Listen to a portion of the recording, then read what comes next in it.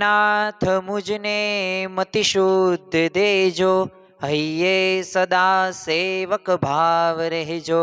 છો શબ્દો મારા પણ આપ આવીને કહેજો, રાજી થઈ અક્ષર ભાવ દેજો, રાજી થઈ અક્ષર ભાવ દેજો. શ્રી સ્વામિનારાયણ ભગવાનની જય. અક્ષર પુરુષોત્તમ મહારાજની જય. ગુણાતીતાનંદ સ્વામી મહારાજની જય. પ્રમુખ સ્વામી મહારાજની જય. પ્રગટ ગુરુ હરિ મહંત સ્વામી મહારાજની જય. સુરત અક્ષરધામ મહોત્સવની જય. દરેક દિવ્ય હરિભક્તોને ભાવથી જય સ્વામી નારાયણ. આપણે ઘણી બધી વખત મહાભારતની સિરિયલ જોઈ હશે, મહાભારત ગ્રંથ વાંચ્યો પણ હશે. તો એ વેદ વ્યાસ રચિત આ મહાભારતની અંદર એક યક્ષ અને યુધિષ્ઠિર વચ્ચેનો એક ગહન એક સંવાદ આવે છે. આ સંવાદની અંદર એ યક્ષ એ યુધિષ્ઠિરને પ્રશ્ન પૂછે છે અને તેનો જવાબ આ યુધિષ્ઠિર આપે છે. આમ તો ઘણા બધા પ્રકારના પ્રશ્નો પૂછવામાં આવે છે, પણ આજે આપણે એક પ્રશ્નની વાત કરવાની છે. અને આ પ્રશ્ન એટલે કયો કે દુનિયાની અંદર, આ પૃથ્વીની અંદર મોટામાં મોટું આશ્ચર્ય કયું છે? તો આ પ્રશ્નનો જવાબ આજે આપણે મેળવવાના છીએ અને એ જવાબનું થોડુંક આપણે બધાય દ્રષ્ટિકોણથી સમજવાનો પ્રયત્ન કરવાનો છે. આમ તો ધર્મના રાજા તરીકે યુધિષ્ઠિરને ઓળખવામાં આવે છે અને એ આ પ્રસંગ ઉપરથી આપણને વિશેષ એમનું જે ગહન અને ચિંતન હતું અને મનનીય વર્ણન હતું ને, એના આધારે એ ધર્મ અને જ્ઞાન એ સહિત એમને જવાબ આપે છે. એક વધુ વખત એક સાબિત થયું હતું. આવો પ્રસંગ એવો બન્યો હતો કે કૌરવો અને પાંડવો અને દ્યુતની અંદર એ પાંડવોની એ હાર થાય છે. આમ તો મહાભારતની અંદર એ પાંડવોની એક વિશેષતા કઈ હતી કે દરેક કાર્યો કરતા પૂર્વે ગમે તે કાર્યો કરે તો એમાં શ્રી કૃષ્ણ ભગવાનને અવશ્ય એમની પાસેથી સલાહ સૂચન લેતા. પરંતુ આ સલાહ સૂચન લેતા હતા, પરંતુ આમાં એક સલાહ સૂચન લેવાનું રહી ગયું અને દ્યુતમાં પોતે હારી જાય છે અને 12 વર્ષનો વનવાસ એમને પ્રાપ્ત થાય છે. આમ તો સ્વાભાવિક રીતે એ દ્યુતથી, એ છળ કપટથી જ તે હરાવવામાં આવે છે. પરંતુ આ 12 વર્ષના વનવાસની અંદર એક દિવસ એક ઘટના એવી બને છે કે આ પાંડવો નકુલ, સહદેવ, ભીમ, અર્જુન અને યુધિષ્ઠિર અને પાંચાલી હવે પોતે ભૂખ અને તરસથી પોતે વનની અંદર આમથી આમ ભટકે છે. કંઈક એમને ભોજન પ્રાપ્ત થાય અને કંઈક પાણી એમને મળે, પણ એકઈ જગ્યાએ પાણી કંઈ મળે નહીં. પછી એ નકુલને કહેવામાં આવ્યું કે તું કંઈક તપાસ કર. એટલે એને વૃક્ષ ઉપર પોતે ચડી જાય છે અને જોયું ને તો દૂર એક સરોવર એને જોયું. હવે સરોવર જોયું એટલે બધા એને વાત કરી અને યુધિષ્ઠિરને તે કે મેં સરોવર જોયું છે, હું તપાસ કરીને આવું અને પાણી ત્યાં પીને આવું, હું પાણી લેતો આવીશ તમારી માટે. એટલે યુધિષ્ઠિર રાજાએ તો પોતે આજ્ઞા કરી અને નકુલ જાય છે ત્યાં સરોવર નજીક. હવે સરોવરની નજીક આવે છે અને સરોવર જ્યાં પાણી પીવા જાય છે ને, તરત તે યક્ષની ત્યાં ચોકી હોય છે. યક્ષ ત્યાં પોતે પહેરેદાર કરીને પોતે હોય જ છે અને એમને પોતે દ્રશ્યમાન થયા અને કહ્યું કે પહેલા તું મારા પ્રશ્નનો જવાબ દે, પછી જ હું તને પાણી પીવા દઉં, લઈ જવા દઉં.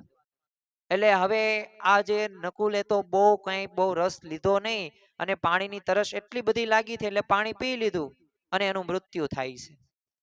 હવે થોડોક સમય પસાર થયો અને એ નકુલ આવતો નથી. એટલે સહદેવ કહે છે કે હું જાઉં તપાસ કરવા. તે જાય છે અને બન્યું પણ એવું જ તે, એ પણ કંઈ જવાબ આપ્યા વગર પાણી પીવે છે ને એનું મૃત્યુ થાય છે. પછી અર્જુન જાય છે તો અર્જુનને બંને ભાઈઓને આ રીતે મૃત્યુની છાયા ઉપર જોયા અને એને પણ એ રીતે ક્રોધ આવ્યો. પણ યક્ષે કીધું તું મારા પ્રશ્નનો જવાબ આપ, ત્યો જ તે હું તને પાણી પીવા દઉં, લઈ જવા દઉં. પણ એને કહ્યું કે આ પાણી કે આ વન કે જેટલી પણ સૃષ્ટિ છે ને ભગવાનનો અધિકાર છે, તમારો અધિકાર નથી. અને એવું કહીને પોતે પાણી પી લે છે અને એનું પણ મૃત્યુ થાય છે. વાત અહીંયા પૂરી નથી થતી. હવે ભીમને મોકલે છે યુધિષ્ઠિર રાજા. ભીમ આવે છે. ભીમ પણ એ પ્રકારે જ તે પ્રશ્નનો જવાબ આપ્યા વગર એ પાણી પી લે છે અને મૃત્યુ પામે છે. હવે યુધિષ્ઠિર રાજા આવે છે અને એને જોયું તો પરિસ્થિતિ એવી હતી કે ચારેય ભાઈઓ પોતે મૃત્યુ પામેલા હતા. એટલે એને નક્કી થયું કે આ પાણીમાં કંઈક એવું લાગે છે અને આ પાણીના લીધે જ તે મૃત્યુ થયું લાગે છે. હવે એ પણ પોતે તરસાતો હતા જ તે, એટલે પાણી પીવા માટે પોતે હાથ લંબાવે છે. પરંતુ જ્યાં હાથ લંબાવ્યો અને ત્યાં જ તે યક્ષ પ્રગટ થાય છે અને કહે છે કે તું પેલા મારા પ્રશ્નનો જવાબ આપ, નકર તારા ભાઈઓ જેવી હાલત તારી પણ થશે. હવે યુધિષ્ઠિર રાજા તો જે ખોબામાં પાણી હતું એ ફરી વખત એને જળ અર્પણ કરી નાખ્યું અને પીધું નહીં અને કહ્યું વિનમ્રતાથી કે તમે પ્રશ્ન પૂછો, મને જેવા જવાબ આવડે એવા હું જવાબ આપીશ. જો જીવનની અંદર એક વિનમ્રતાનો સ્વભાવ હોવો ખૂબ જરૂરી છે, કારણ કે જે નમે છે ને એ સૌને ગમે છે. એટલે આપણે વિનમ્રતા આપણા જીવનની અંદર હોવી જરૂરી છે. પરિસ્થિતિ ગમે તેવી બની હોય, એ યુધિષ્ઠિર રાજા જો ધારે તો પોતે ક્રોધમાં આવીને એ ગમે તે કરી પણ શકે, યુદ્ધ પણ કરે, પણ જો કંઈ પણ એમને કર્યું નહીં અને એમને મૂળ સુધી પહોંચ્યા કે આ પ્રશ્નનું કારણ શું હતું. અને પછી યક્ષે કીધું કે હું તને પ્રશ્ન જે પૂછ્યું એના તાર જવાબ દેવા જ પડશે, અને જો જવાબ નહીં દે તો તારું આવી રીતે જ મૃત્યુ થશે. એટલે યુધિષ્ઠિર રાજાએ તો વિનમ્રતાથી વાત કરી, એટલે યક્ષે ઘણા બધા પ્રકારના પ્રશ્ન પૂછ્યા. પણ આજે મારે તમારે એક પ્રશ્નની વાત કરવી છે. એ પ્રશ્ન કયો હતો કે પૃથ્વી ઉપર મોટામાં મોટું એ આશ્ચર્ય કયું છે?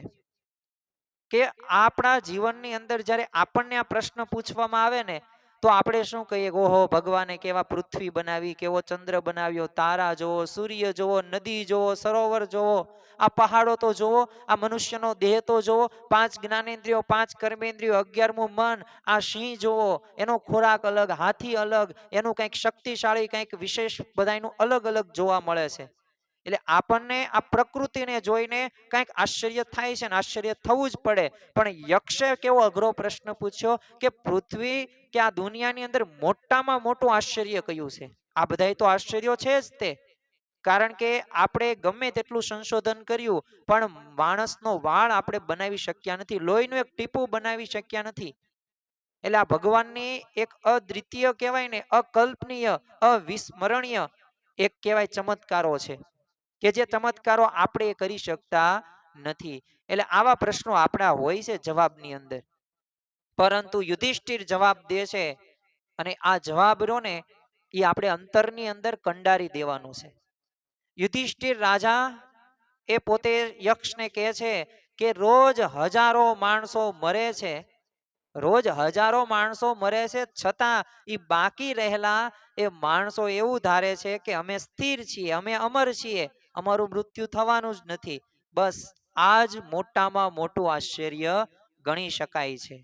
તો જો ખરેખર આપણને જો આ જવાબમાં થોડીક પણ સત્યતા, અને જો આ મહાભારતના એ આ શબ્દો છે, આ મહાભારતના વાક્યો છે અને શાસ્ત્રો આપણને એક સાચી દિશા આપે.